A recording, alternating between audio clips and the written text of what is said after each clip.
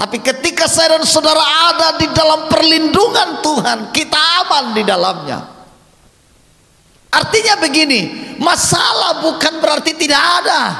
Persoalan bukan berarti tidak ada dalam hidup saya dan saudara. Masalah boleh terjadi, persoalan, pergumulan boleh terjadi, tapi saya dan saudara aman di dalam Tuhan. Amin Bapak Ibu. Amin. Kita bisa sakit, kita bisa punya masalah, tapi ketika Tuhan menjadi pelindung saya dan saudara, kita aman di dalamnya.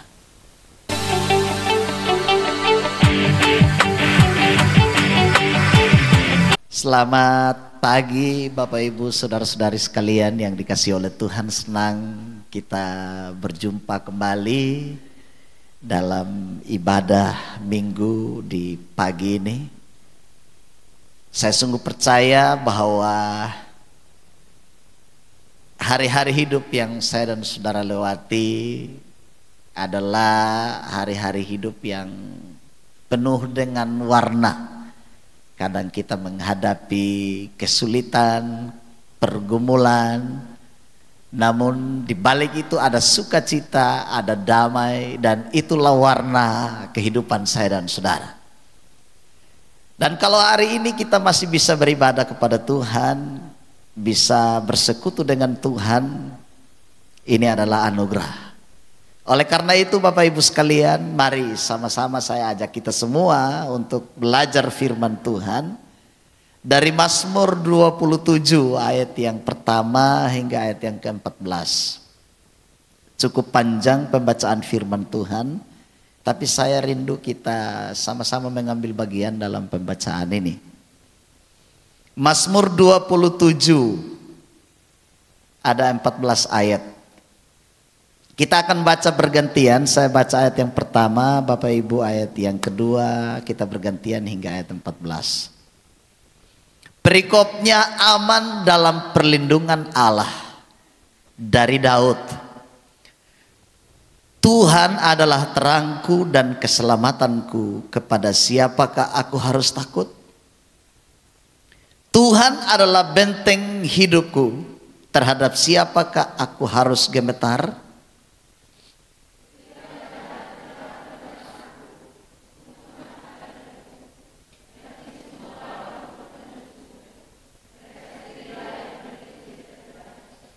Sekalipun tentara berkemah mengepung aku, tidak takut hatiku. Sekalipun timbul peperangan melawan aku, dalam hal itu pun aku tetap percaya.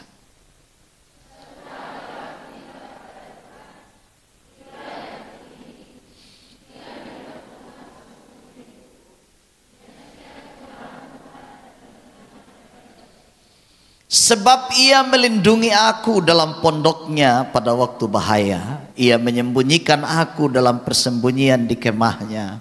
Ia mengangkat aku ke atas gunung batu.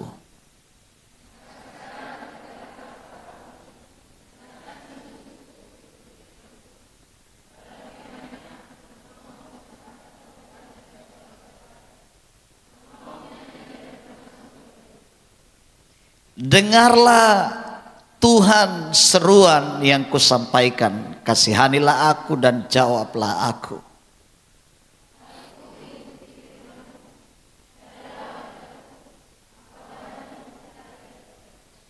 Janganlah menyembunyikan wajahmu kepadaku, janganlah menolak hambamu ini dengan murka. Engkaulah pertolonganku, janganlah membuang aku dan janganlah meninggalkan aku, ya Allah penyelamatku.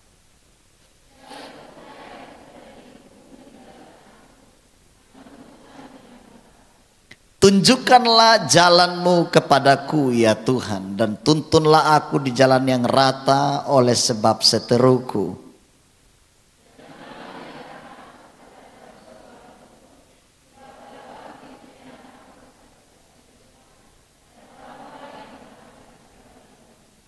Sesungguhnya aku percaya akan melihat kebaikan Tuhan di negeri orang-orang yang hidup.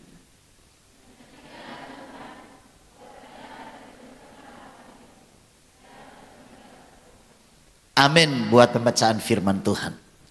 Bapak Ibu saudara-saudara sekalian yang dikasihi oleh Tuhan, Mazmur 27 memperlihatkan kepada saya dan saudara sebuah realita hidup, sebuah kenyataan hidup. Apa yang disampaikan oleh pemazmur di sini Bapak Ibu sekalian adalah kenyataan dari hidup saya dan saudara. Pemazmur mengalami berbagai macam hal yang membuat ia sepertinya hampir kehilangan hidupnya. Dalam ayat yang kedua, ketiga di sini Bapak Ibu Saudara sekalian, pemazmur menggambarkan bagaimana keadaan kehidupannya. Ada penjahat yang menyerangnya, yang hendak memakan dagingnya. Ada lawan dan musuhnya yang mengincar kehidupannya. Kemudian di sini ada tentara yang berkemah mengepungnya. Ini kenyataan kehidupan yang dialami oleh Daud sang pemazmur. Ia benar-benar mengalami penderitaan yang sungguh. Karena gambaran-gambaran dari penjahat yang memakan daging, tentara yang mengepung dia, ini menggambarkan persoalan pergumulan kehidupan yang sedang dialami oleh Daud. Kenyataan kehidupan yang ia harus hadapi. Ia harus berhadapan dengan musuh-musuh. Ia harus berhadapan dengan tentara-tentara.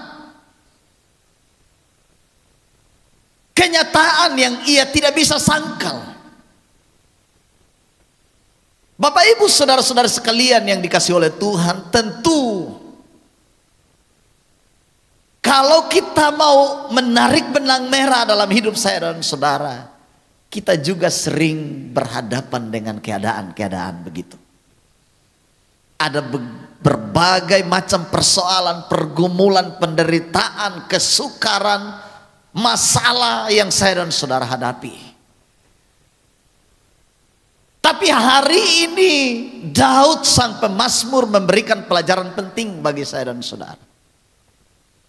Ketika menghadapi kenyataan hidup yang tidak sesuai dengan harapan, apa yang dilakukan oleh Daud? Di sini Bapak Ibu saudara-saudari sekalian yang dikasihi oleh Tuhan, Daud memberikan pembelajaran penting bagi saya dan saudara.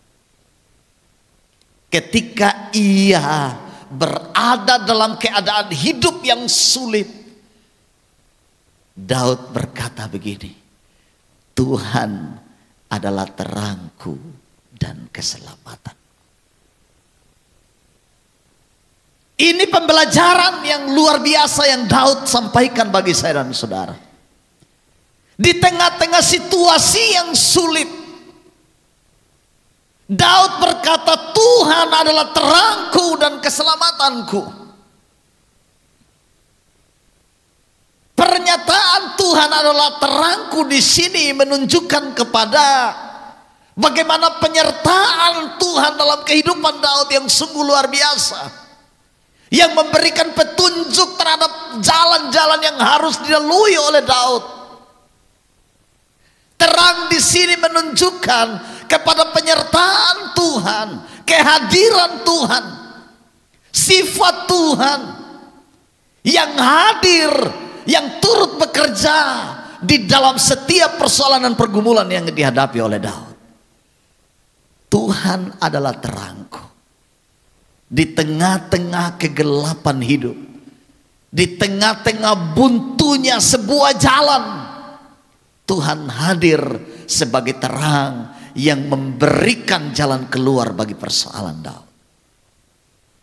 Saya sungguh percaya, kadang-kadang dalam hidup ini kita menghadapi jalan buntu. Kadang-kadang kita harus berhadapan dengan situasi yang sangat gelap. Kita harus berhadapan dengan keputusan-keputusan yang sulit. Tapi dengar, Daud berkata, Tuhan adalah terangku. Harusnya saya dan saudara juga berkata, Tuhan adalah terang kita.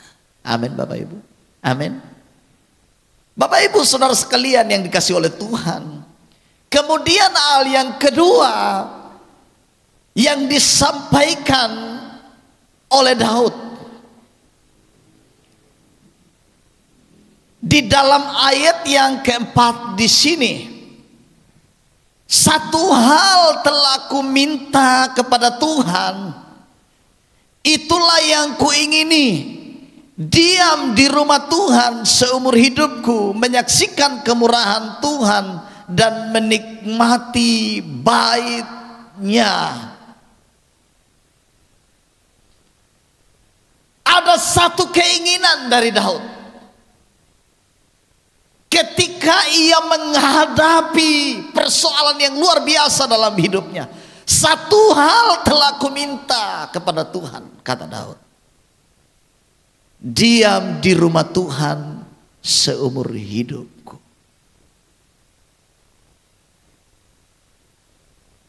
Gambaran rumah Tuhan di sini Bapak Ibu sekalian, sekali lagi ini menggambarkan bagaimana kehadiran Tuhan yang memberikan perlindungan yang kuat bagi saya dan saudara.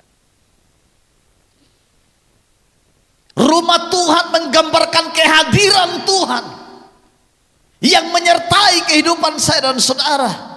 Sehingga di dalam ayat yang pertama di situ Daud berkata, Tuhan adalah benteng hidupku. Ketika Daud berada di dalam rumah Tuhan, di hadirat Tuhan, di sana ia menemukan keamanan yang sesungguhnya. Saya dan saudara tidak akan menemukan keamanan di mana-mana. Saya dan saudara tidak akan menemukan kedamaian di dalam dunia ini, kecuali saya dan saudara bertemu dengan Tuhan di hadiratnya. Di sana kita akan menikmati damai yang sesungguhnya. Saudara boleh memiliki semuanya. Kita boleh memiliki semuanya, mempunyai segala sesuatu. Tapi engkau tidak akan menemukan keamanan yang sesungguhnya di sana.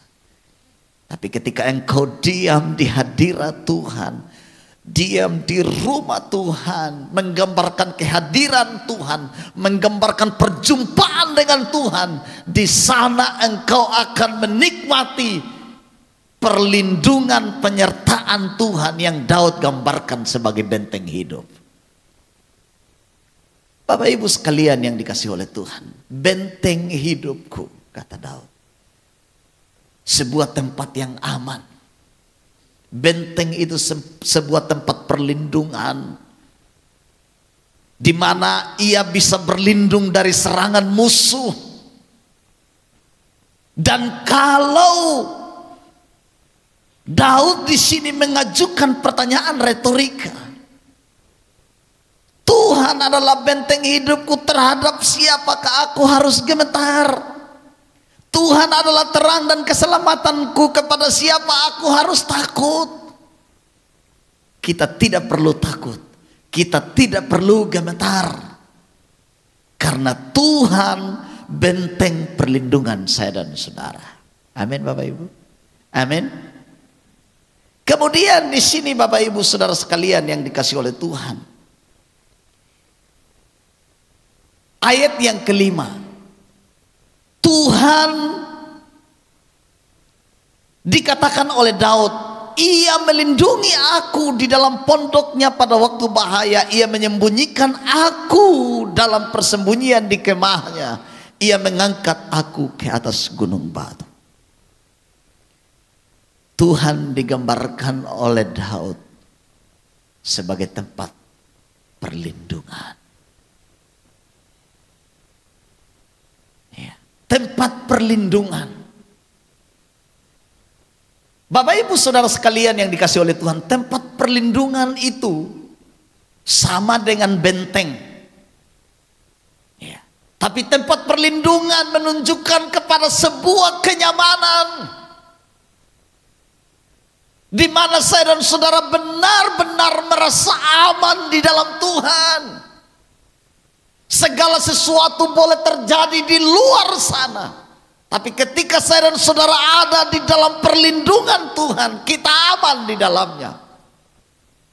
Artinya begini, masalah bukan berarti tidak ada, persoalan bukan berarti tidak ada dalam hidup saya dan saudara. Masalah boleh terjadi, persoalan, pergumulan boleh terjadi, tapi saya dan saudara aman di dalam Tuhan. Amin Bapak Ibu.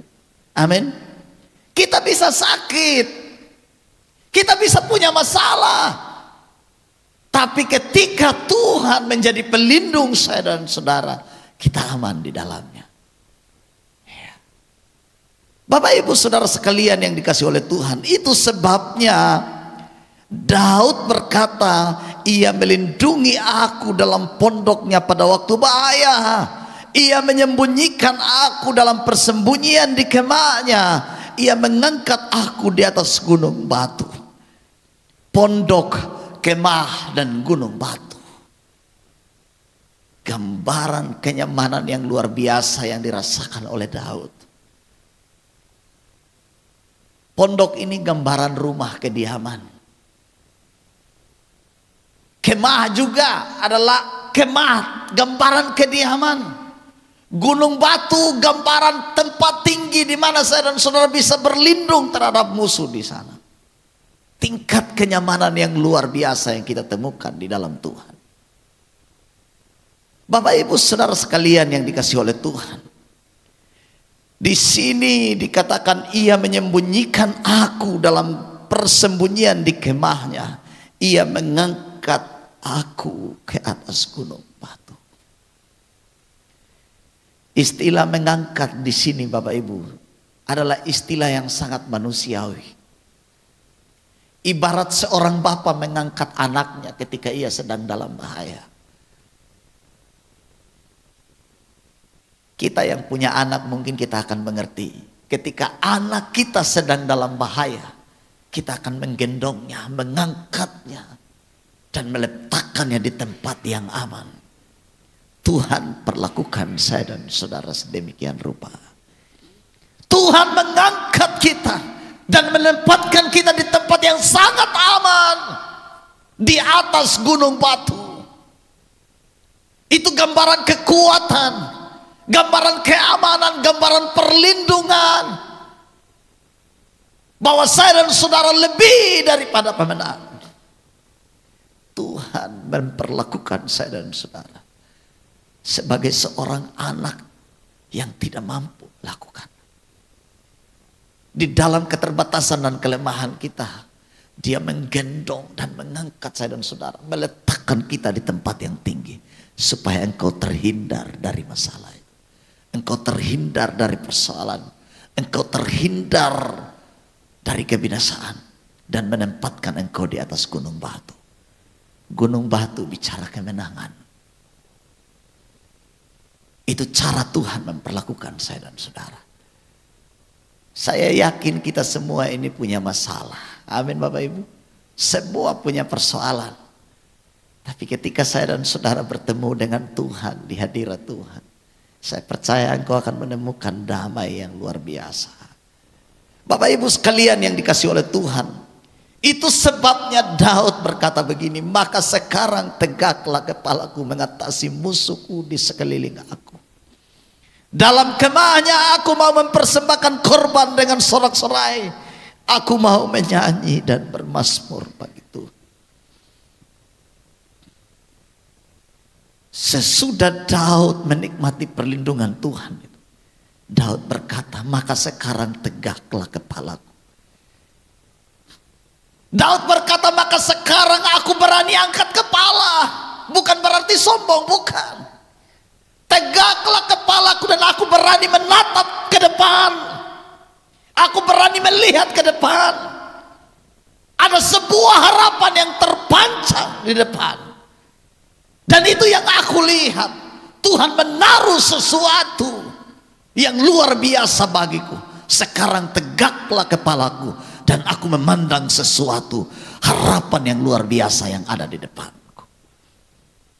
Orang-orang yang kalah adalah orang-orang yang tertunduk. Mereka berjalan dengan tertunduk.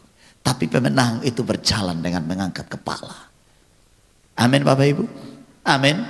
Saya dan saudara bukan orang-orang yang kalah dengan persoalan hidup. Kita bukan orang-orang yang kalah dengan pergumulan hidup. Tapi kita adalah pemenang yang berjalan dengan mengangkat kepala. Karena kita melihat Tuhan memberikan harapan yang luar biasa bagi saya dan saudara. Bapak Ibu sekalian, sungguh luar biasa pernyataan pemazmur. Sehingga dia berkata, tegaklah kepalaku mengatasi musuh-musuhku. Oleh karena itu aku mau mempersembahkan korban dengan sorak-sorai. Aku mau menyanyi dan bermazmur bagi Tuhan. Ada alasan bagi Daud untuk memuji, mempersembahkan korban, beri ibadah dan bersyukur kepada Tuhan. Karena oleh Tuhanlah ia berhasil mengangkat kepalanya. Ia berhasil keluar menjadi pemenang. Adakah hari-hari ini engkau kalah? Adakah hari-hari ini engkau tertunduk kalah? Dengar, kalau Tuhan memberikan kemenangan kepada Daud, saya dan saudara akan hidup dalam kemenangan. Amin Bapak Ibu. Amin. Oleh karena itu mari bersorak-sorai bagi Tuhan. Mari menyanyi dan bermazmur bagi Tuhan. Mempersembahkan korban dengan sorak-sorai, kata Daud. Karena Tuhan telah berbuat sesuatu yang luar biasa. Bapak Ibu sekalian, istilah mempersembahkan korban atau menyanyi dan bermazmur bagi Tuhan itu menggambarkan luapan sukacita yang mengalir dari hidup saya dan saudara. Ya, kita bisa memuji Tuhan, kita bisa berterima kasih, kita bisa berdoa. Bapak Ibu perhatikan ayat 7. Dengarlah Tuhan seruan yang kusampaikan, kasihanilah aku dan jawablah aku. Kemudian ayat 8, hatiku mengikuti firman-Mu. Kemudian di situ ada titik 2, carilah wajahku, itu firman Tuhan, maka wajah-Mu ku cari ya Tuhan. Inilah cara Daud mempersembahkan korban bagi Tuhan. Dia membangun komunikasi dengan Tuhan di dalam doa. Dia mencari wajah Tuhan.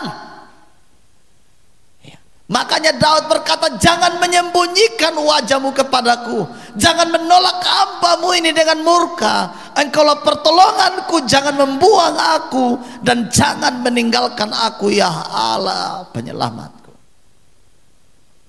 Daud benar-benar memiliki harapan kepada Tuhan.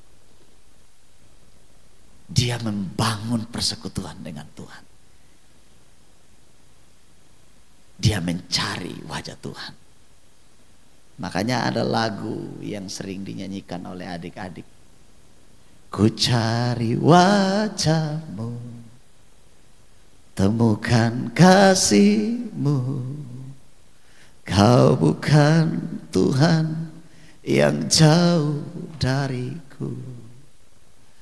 Ku panggil nama-Mu, ku dengar jawab-Mu. Kau Tuhan yang Engkau Tuhan yang selalu mendengar seruan hati. Dia hanya sejauh doa. Amin Bapak Ibu. Ketika saya dan saudara mencari wajahnya, kita akan bertemu dengan kasih-Nya. Engkau hanya memanggil namanya, engkau akan menemukan jawaban. Makanya Tuhan Yesus bilang, mintalah kepada Bapa dalam namaku, aku akan lakukan. Dia hanya sejauh doa. Daud membangun hubungan yang luar biasa sebagai cara Daud mempersembahkan korban kepada Tuhan. Sampai Daud bilang begini, sekalipun ayahku dan ibuku meninggalkan aku, namun Tuhan menyambut aku. Artinya begini, jaminan di dunia ini, sekalipun orang tua tidak akan pernah bisa menjamin keamanan yang sesungguhnya bagi saya dan saudara. Tuhan. Orang tua masih bisa kasih tinggal anak. Betul tidak Bapak Ibu?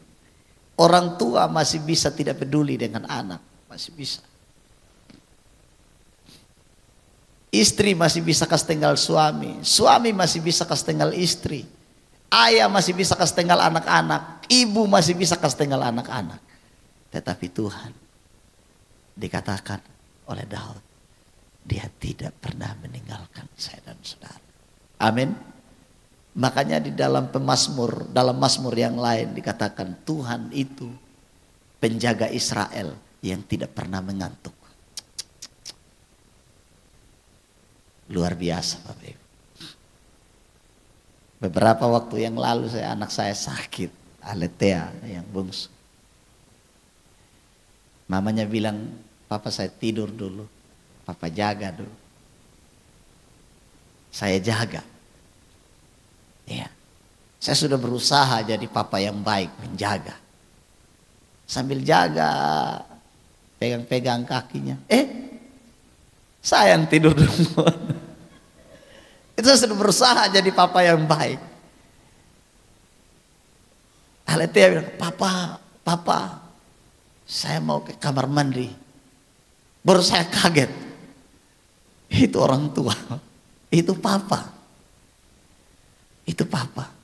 Tapi Tuhan selalu jaga saya dan saudara. Dia tidak pernah lalai menjaga kita. Amin Bapak Ibu.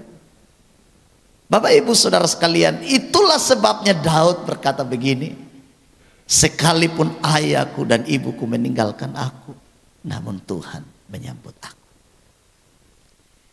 Istilah menyambut di sini Bapak Ibu, itu pun istilah hubungan yang luar biasa. Sepertinya Tuhan sedang tunggu kita berlari.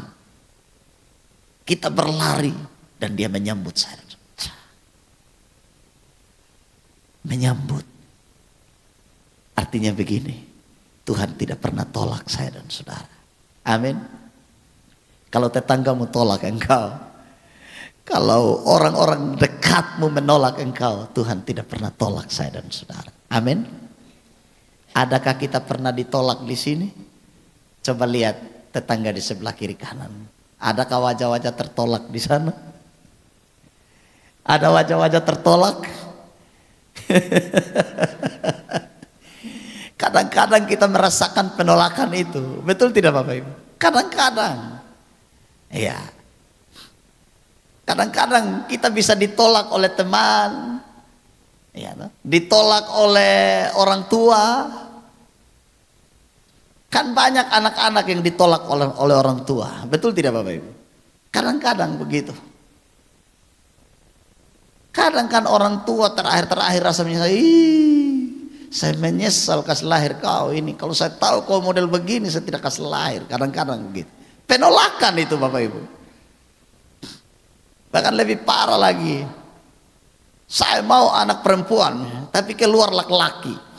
Hei, papa kecewa. Penolakan itu Bapak Ibu. Minta maaf cepat. Itu penolakan. Itu penolakan Bapak Ibu sekalian. Tapi saya percaya di sini semua wajah-wajah yang luar biasa, yang mengalami penyambutan yang luar biasa. Amin Bapak Ibu. Tidak ada wajah-wajah penolakan. Atau ada anak-anak muda yang pernah ditolak cintanya? Anak-anak muda sih senyum-senyum ya. Pasti mengalami penolakan luar biasa. Ya. Bapak Ibu saudara sekalian, Tuhan menyambut. Artinya Tuhan tidak pernah tolak saya dan saudara. Mungkin orang menolak kehadiran kita. Kita datang seorang langsung bubar. Ada yang begitu. Ada tidak Bapak Ibu? Kehadiran kita tidak diharapkan sama sekali. Lagi duduk-duduk cerita, tiba-tiba Dani muncul. Bubar. Penolakan itu Bapak Ibu. Itu penolakan langsung bubar. Ya. Tapi saya percaya di sini tidak ada. Amin. Amin Bapak Ibu. Bisa menyambut siapapun. Amin. Harus begitu. Kemudian Bapak Ibu, ayat 11 bilang begini. Tunjukkanlah jalanmu kepadaku ya Tuhan, dan tuntunlah aku di jalan yang rata oleh sebab seteruku. Daud tetap meminta penyertaan Tuhan. Dikatakan, tunjukkan jalanmu kepadaku ya Tuhan, tuntunlah aku di jalan yang rata oleh karena musuh-musuhku. Oleh karena musuh, seteru di sini artinya musuh. Tuntunlah aku di jalanmu ya Tuhan, oleh karena musuh-musuh. Bapak Ibu, kalau saya dan saudara tidak dituntun Tuhan, sementara kita banyak musuh, bisa repot. Kita akan saling bermusuhan, betul tidak Bapak Ibu? Tapi orang-orang yang dituntun Tuhan, di jalan Tuhan, sekalipun ada orang yang memusuhinya, dia tetap aman. Amin. Amin Bapak Ibu. Tapi kalau saya dan saudara tidak di jalan Tuhan, kita dituntun oleh jalan kita sendiri, dipimpin oleh diri sendiri tanpa dipimpin Tuhan, orang memusuhi kita, kita akan musuhi dia kembali. Betul tidak Bapak Ibu? Tapi saya percaya di sini tidak ada. Orang memusuhi kita, kita senyum saja. Amin. Orang membenci kita, kita senyum saja. Atau ada yang ancam balik.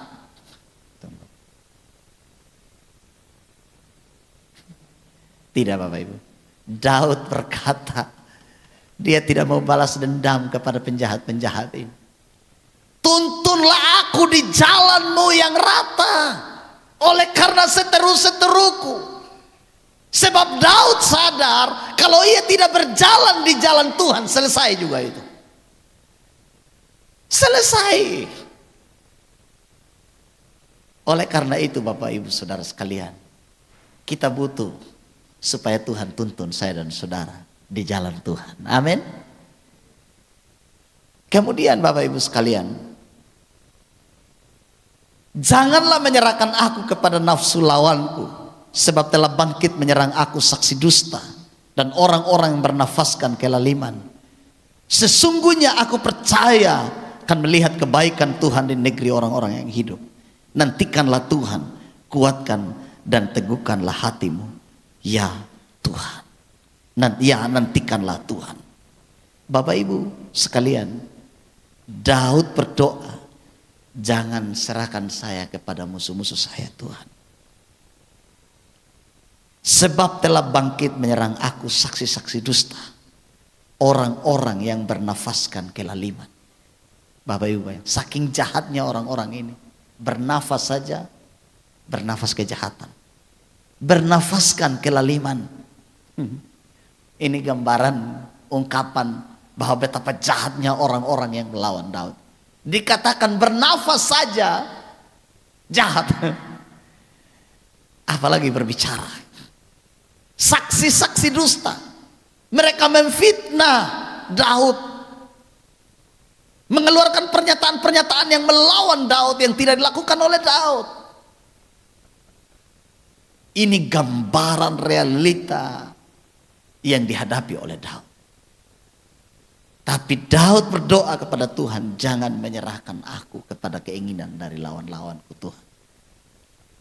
Sesungguhnya aku percaya akan melihat kebaikan Tuhan di negeri orang-orang hidup.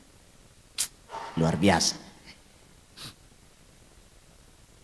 Daud percaya akan melihat kebaikan Tuhan di negeri orang-orang hidup. Daud tidak putus asa. Daud tidak kecewa. Tapi di tengah-tengah persoalan pergumulan yang dia hadapi, dia masih percaya ada kebaikan Tuhan di sana. Amin Bapak Ibu. Amin. Adakah Bapak Ibu melihat kebaikan Tuhan di balik persoalan? Adakah kita melihat dan mengalami kebaikan Tuhan di balik penderitaan dan pergumulan kita? Daud berkata, saya masih percaya, saya akan melihat kebaikan Tuhan di tengah-tengah persoalan kehidupan. Sehingga Daud berkata begini, pesan terakhirnya, nantikanlah Tuhan, kuatkan dan teguhkanlah hatimu. Ya, nantikanlah Tuhan. Sebenarnya ia sedang menguatkan dirinya. Dia sedang berbicara bagi diri. Ya, nantikanlah Tuhan. Tunggu. Kata nantikanlah, tunggu dengan sabar. Kau tunggu bagaimana Tuhan bekerja.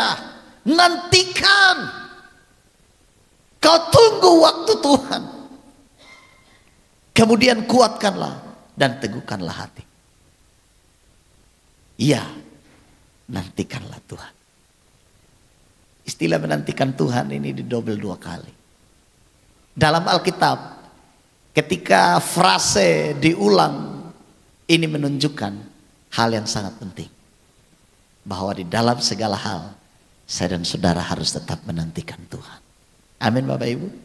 Dan kalau kita menanti-nantikan Tuhan, saya percaya akan ada pertolongan bagi kita. Akan ada kekuatan, akan ada perlindungan, akan ada keselamatan, akan ada berkat, akan ada kemenangan bagi saya dan saudara. Orang-orang yang menanti-nantikan Tuhan. Amin Bapak Ibu. Mari katakan kepada dirimu sendiri, kuatkanlah dan teguhkanlah hati. Nantikanlah Tuhan. Ya, nantikanlah Tuhan. Adakah hari-hari ini saya dan saudara sepertinya kurang sabar menghadapi hidup ini? Kurang sabar menghadapi situasi.